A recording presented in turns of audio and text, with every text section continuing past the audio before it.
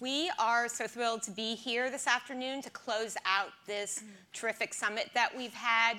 We want you all to know that we made a big case to have gin and tonics up here on stage because it's almost the end and drinks are waiting for us and we got shut down. But if anyone sees their way to getting us some gin and tonics, I think there's 4 orders up here. So we're going to start with a little poll question. And so get out your phones and answer it, please. This question is, would you want to eat a 50-course menu? So think about that for a minute. You're about to hear more about that.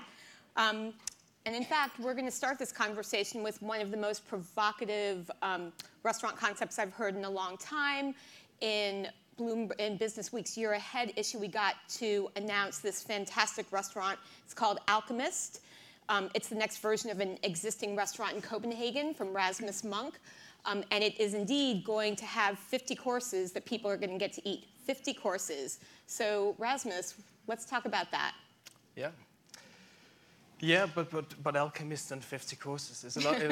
It's a lot about the numbers, and for me, it's not really about the 50-course meal. It's more about to create a. For me, food is nearly a language, and I want to tell a story. So for me, it's easier to tell a story through a big meal and tell a lot about cultures and different kind of experience you want to create for the guests. So. And will you say, so within this 50-course meal, it sort of takes you through, it's a little version of dinner theater, is that right? That's what it will be? Yeah, the new Alchemist, we really want to adapt art and theater into the experience of the culinary art. So we right now, we designed the experience where you're coming through different kind of rooms in the new Alchemist. So you will attend in different kind of art installations on the way and get served food in there. And 50-course meal can... A 50 courses sounds like a lot, but it can be an aroma. It can also be a room where your senses is exploring different kind of things that only put it into your mouth. So. I'm in. Nick, have you done a 50-course menu at Alinea in Chicago? Well, yeah, we've had some guests that have had unusual requests of large retrospectives and whatnot. For us, it's really about pacing and. You know, I see the poll there, and some people are like, no way, and I think they think that they're going to leave stuffed. I know that that's not your intent, and so I think you put it the right way. It's all about creating an experience for guests, and so ultimately, I think 50, like the number of courses. I mean, sometimes we say like, oh, it's an 18-course meal. It takes about 3 hours. And then when we serve people, they count the courses, and they're like, well, I only got 16. So someone's going to go, I only got 48 courses. Exactly. I guarantee you that will happen to you. It's not really about that. That's not it's a marketing piece, I think, that people grab onto. And all the people saying no way, like, you'd probably be the first people to go once you see what it is. What a good thing to say. Maria, what do you think in Washington, D.C.? I would totally go to him to try it out. I don't know in Washington, D.C. if people have that much time to really sit for that meal because people there kind of like work a lot and eat in little time.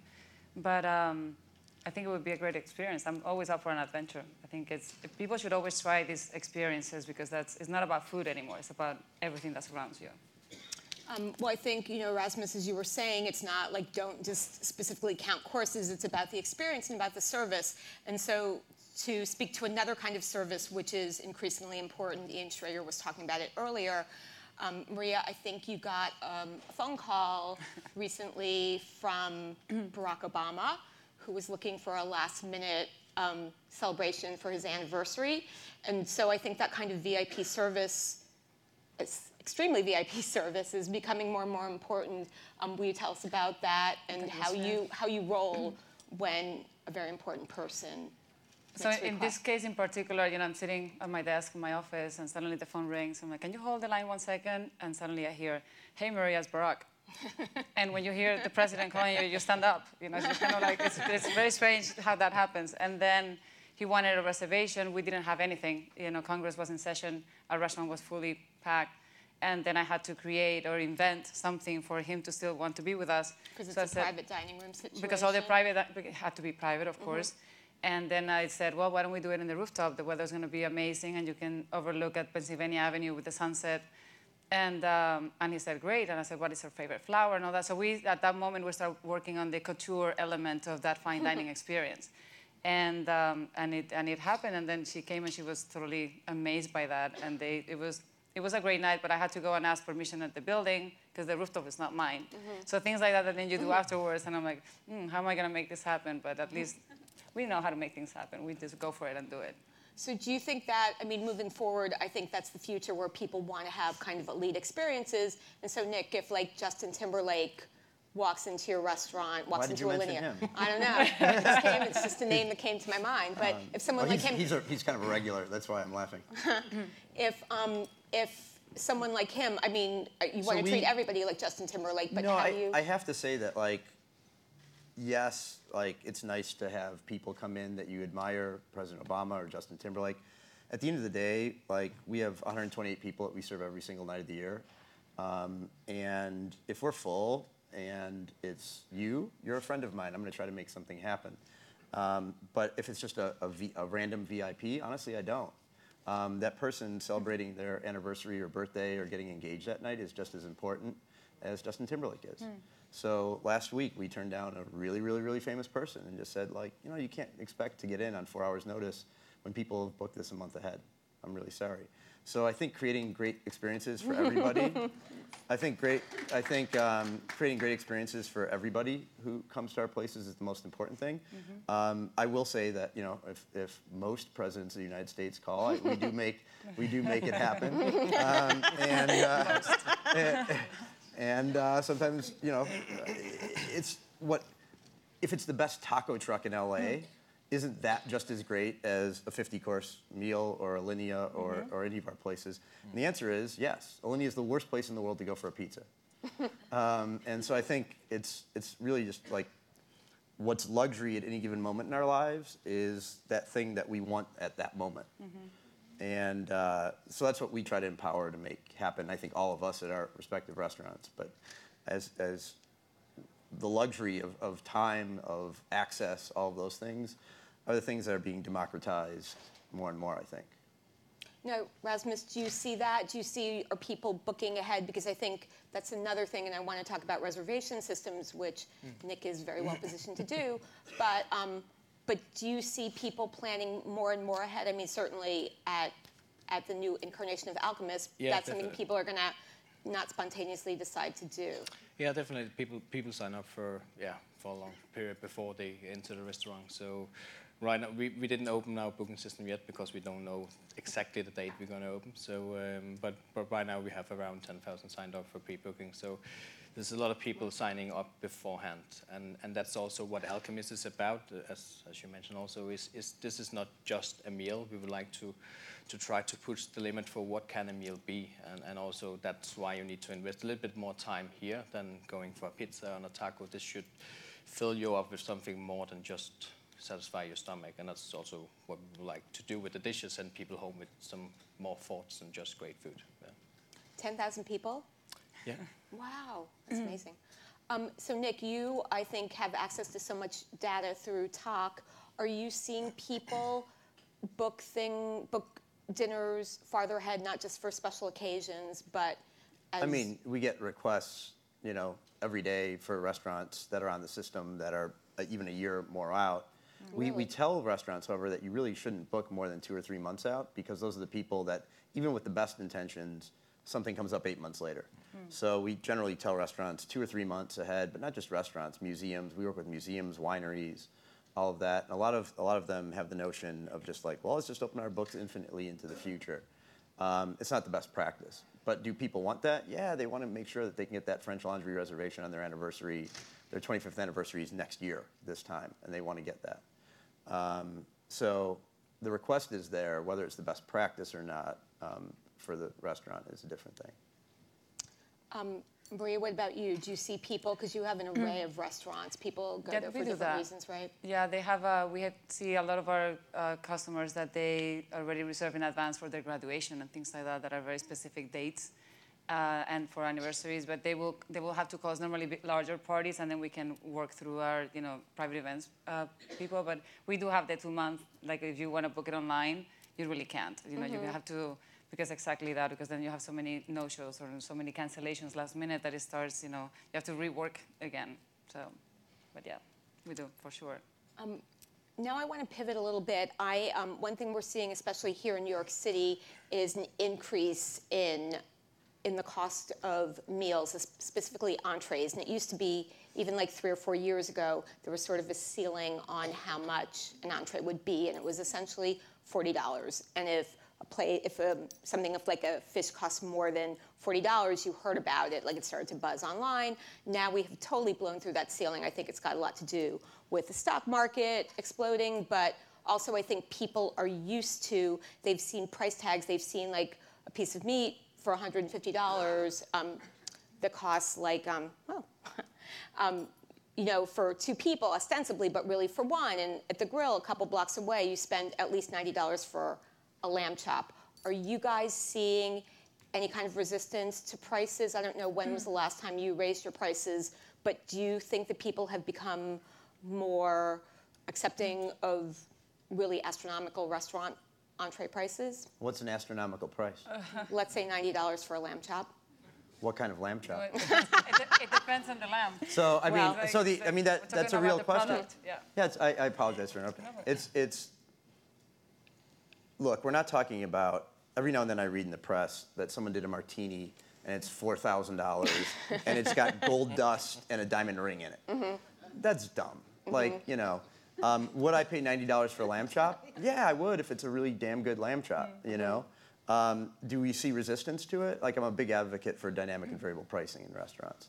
And so, like, on a Tuesday night, that lamb chop should probably cost less because there are fewer people who are going to want it that night. So does it at, like, Royster? It does. Would it cost Yeah, less? Yeah. Really? Your Tuesday night menu is different? We actually, that's one of the things that Talk does, is that we allow restaurants to actually have a lever on pricing. If he has a wait list of 10,000 people, he's not charging enough.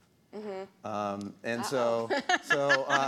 We're going to move your poll number there for a second, but it's about quality, and it's about while I think that $3,000 drink is a terrible idea. At the Aviary in New York City, we have a 1965 very old Fitzgerald that's about $200 a pour. It's the best whiskey I've ever had. I will gladly pay $200 for that. So it's what you're buying that's the important thing. It's not the price. And I think now, in talking about luxury and talking about the future of how we see things and the fine dining, it's all about the product. Mm-hmm. Like, I think there's so much information now with social media and everything. Everybody knows and hears and sees what the real product is. So now restaurants have to also purchase better and have better product to serve the clients, because nobody's a fool anymore. Everybody knows what you're eating. And labor costs are going up, and also having that sustainability products. For example, the jamón ibérico, which is a product that roams free, is the most expensive ham in the world. 5 jotas. How much is it? It's like a leg is probably $1,000. Yeah, we pay about $1,800 for bolota. Really? Yeah. So it's just having that. Of course, it's going to cost the customer, whatever it costs, like $40 a little plate of jamón, but it's the best in the world. So when we're doing that, it's like talking about that lamb. Is that lamb worth it? Probably yes. But you have to be. People and if it's informed. not, they're going to find out real soon. Oh, if it's not, they're gonna know that same night. So yes, for sure. So Rasmus, how much is dinner at the Alchemist going to cost? It depends. We have only one menu, so the menu will be around $350.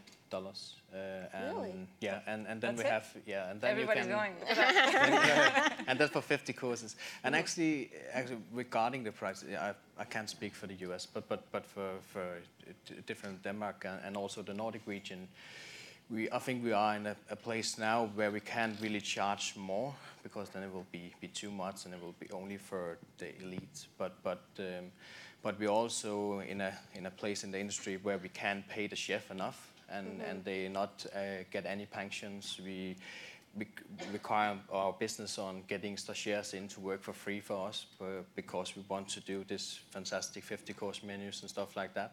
But we are actually right now in as I see it in Denmark, where it's a balance right now also between, because we need, if we have this holistic approach to everything, also what we try to do in Alchemist, and we do biodynamic ingredients in, and we are so good at outside, but we treat our staff as shit and they're not paid enough.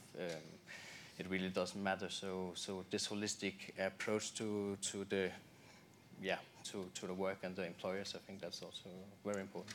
Well, I think that's a trend actually for 2019 is giving back, right? I think people, to your point, one reason people pay $90 for a lamb chop isn't just because it's good, but because it's coming from a farm that might have a cool story. And Rasmus, back to you, your original Alchemist, I think you had kind of a provocative dish about organs. Yeah. But with it, you had pamphlets. He can tell you about that. With it, there were pamphlets about being an organ donor, and you actually got 1,500 people to donate organs. Is that right in Copenhagen? Yeah, the restaurant in the old restaurant was very small. It was only a counter seating 15 seats, and in Denmark you're not automatically a member of being signed up for be organ donor. So only 20% is signed up for being it because you always think there's enough time to sign up for that, but 80% is very positive about it. And we wanted to make a dish that was telling and put awareness about the subject in Denmark. So we did this organ, like a raw lamb heart, where you eat it from the heart. You eat like this lamb heart tartare. It was a transfusion bag with some blood sauce, and you put on top of the blood heart. Sauce. But it was a lot of provocative. But it also signed up over 1,500 guests, and BBC Worldwide made like a story about it. So a little restaurant with only 15 seats with a little chefs. 100 times, 1,000 times that's amazing. Yeah. Maria, are you seeing that? Are you seeing a giving back aspect coming Well, I to the think forefront? in restaurants these days, or when you're like already a celebrity chef somehow, or that you have several restaurants, I think it's expected from you to give back. I don't think there's any restaurant where you don't give back anything. I get 1,000 requests a day for donations of any kind, and we have to create a budget already for that. But also we participate in different ways. Like Fabio and I have chaired the Refugees International Gala twice in a row. We also donate or take money from one of our martinis or drinks for the conservation of the Potomac River and cleanup. And we're now partnering with, we're going to do through blockchain, saving the oceans. And also doing all these things because it matters. Because it matters to us, it matters for the legacy that we create for our children. And they expect us because they see, our customers see that we're the role model for conservancy, for how we use the sustainability. We want to work together with Fabio to create products or use products that then they regrow, or you can plant again, or do something that is just not trash or waste. How to be smart about things like that. So I think it's very important, and I think everybody does that. I don't know if any chef that is not getting more and more involved, and they see you like that figure. And are you seeing diners and audiences getting more engaged with that and wanting to know about that, and or buying a drink that gives back to the Potomac? Yeah, we do it a bit differently. We've raised almost in total about $90 million for the University of Chicago Cancer Center. And then we get very, very involved in picking out the asymmetric kind of research and studies that get done. And then we're doing a partnership with Jose Andres to benefit World Central Kitchen at a home menu at next year. But really, the thing that I try to focus on most is giving back to the staff in our industry. I think that restaurant people are professionals now. It's a profession, and you should treat them with respect. And so we have a 401k matching program, healthcare, all those things, but yet we can't pay someone a salary and bonus. If they're an accountant, you could, but in the United States, the Fair Labor Standards Act is broken for fine dining. It's broken for anything over a $20 check average. And that's the reason why in New York you can't have a service charge, because like case law, I don't want to get into the minutia of it, but it's a real problem in the industry. And the reason why you have a $90 lamb chop, about half that's going to be labor costs at this point. So, at the end of the day, we're trying to change the industry through the booking system that we built, through helping restaurants know and understand how to give back to their own employees and to treat them like the professionals that they are. So do you see, it sounds really good, do you see customers responding to this? I mean, Rasmus, you clearly do, I think, but is that something that you're gonna move forward with that? Yeah, definitely, and I think it will be because every chef have a responsibility to do can do a change in a daily day if it's pay the staff properly, or if it's getting the organic salad in from the right farmer, or take the decision to get this better meat that was treated well, or is it to make a restaurant where you serve an organ donation dish where you put an organ donor folder in the front of the guest. I mean, every chef have that responsibility, and I also think in the fine dining level, and we're sitting here, we have there's so much publicity right now on chefs. They're like big rock stars, and definitely in Europe, and you can't really turn on the TV without any chefs there. Then it's not just our work, it's really our job to change the world, and I think definitely our guests appreciate it a lot. Yeah. It's true. I'm going to switch gears again. I got a question from the CEO of Goldman Sachs, David Solomon, for you guys, and he wants to know what is going to disrupt the restaurant industry next year. Nick. You go. My answer is too self-serving. I mean, I hate open table. Anyone who knows me knows why. It's great for customers. It's fine for customers. It's terrible for restaurants. And I'm working really hard to keep TOC growing. We're adding 5 new restaurants every day. We'd love to work with both of you. And you just got some funding yesterday, right? We closed a $9.5 million round of funding yesterday. And you know, what we're really trying to do is balance within any restaurant. There's 5 or 6 different restaurants happening.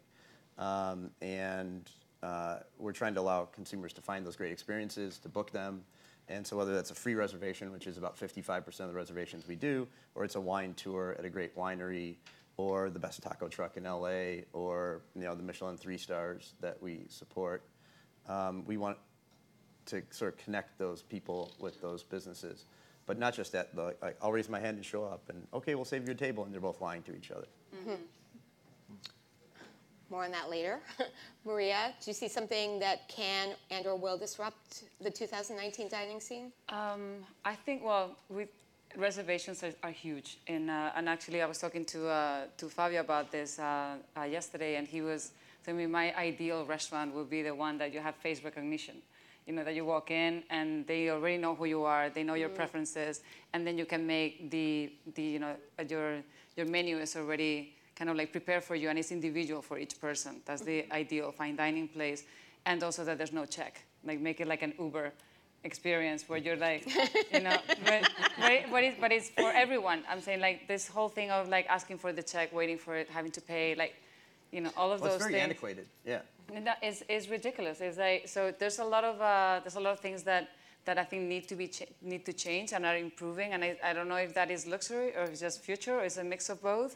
So I think those things will be happening, and it will change the way that we dine out. It will change the way that we book a reservation. It will change the way that we present ourselves in the restaurant and how we perceive everything else. Then the expectations of the guest improve when hospitality, everything that we're trying to do is in the service of hospitality. We want the guests to be happier and to have those preferences. I mean, the magical experiences that you have in a restaurant is when you arrive and they know what you like. It seems like they're omniscient, and it just happens. And that requires a lot of data, a lot of hard work. Yep. It used to be that one maitre d' who just remembered everyone. Well, we have Facebook and Instagram and all that now, and we can mine all that. Rasmus, what do you think? Yeah, actually, I would like to work with you also. But actually, because it was a huge problem last year, and also when I opened the old restaurant, because we only had 15 seats in a lot of guests was no showings also. So we actually have done our own systems to get that up running, so it's not a big problem. So I don't see that as a problem. And at some point in the near future, I think there's going to be an economic change. Like, we've been on sort of a bull market for a while. That's normal. And I think that, restaurant industry runs on pretty fine margins, most restaurants, unless you're exceptionally fortunate. And so I think in the luxury market, you always have to be planning, a little bit paranoid. So I think in the next year, we're going to go through a little bit of a downturn in the industry. Great. That's not a bad, just be prepared. I mean, it goes ebbs and flows. That's how it goes. Yeah, that's true. Well, but let's think about something positive. Let's end on a positive note. So, Maria, I also want to have an eye on what ingredients I should be looking out for next year, because I feel like they basically shaved truffles on my pizza at the restaurant across the street from my house. So you mentioned this supersonic jamon. I think that's great. Rasmus, is there an ingredient that you think is going to be fantastic and luxury to look for? Cow's udder. Next Cow's udder. Yeah. Wow. Yeah, you would probably say wanna no believe way. you. I'm just looking at I this. know. I mean, that gap is It will like worse expand. now, yeah. He stole mine. Yeah. All right, Nick, think of a new one. I honestly, I don't know. What we always try to do is take whatever ingredients we have, and what Grant always says is that manipulation isn't a bad word. And so it's not for us about a single ingredient. It's about taking those ingredients, whatever they may be, and transforming them in a way that is surprising and delightful to guests. And so we never think about, like, what's the trend and what's going to be the cool product, and let's get that in. We just go, like, what is there in the world, all around the world, and try to discover what's available. I think And then going do back something to cool. that also is adding that sustainability. I think sustainability is a key word for the future and for us. Like, we need that. And I think with, just knowing or finding those products and those, items that are going to be sustainable. I think, I keep going back to that, but I think it's extremely important to be, it's like from the ocean, how much can we do to the ocean? Right. We need to save it, Makes but we also sense. need to make sure that it grows and with us. And Preach, Maria. That to me is those ingredients, is the jamon. Yes, the jamon is all natural, but it's just how can we find as chefs? I'm not a chef, but how do they find the best ingredients in the world? They're going to be expensive, but they're going to be the best because we're going to be curating them, and they're going to be good for the environment as well. We unfortunately have to end it here. Anybody who said they don't want to is not necessarily psyched to have a 50-course meal. I want you to talk to Rasmus after this over a gin and tonic. He has some udder And going. you can join the 10,000-person list. You know, when you thank you mentioned so the much udder, for being it here. went up 2%.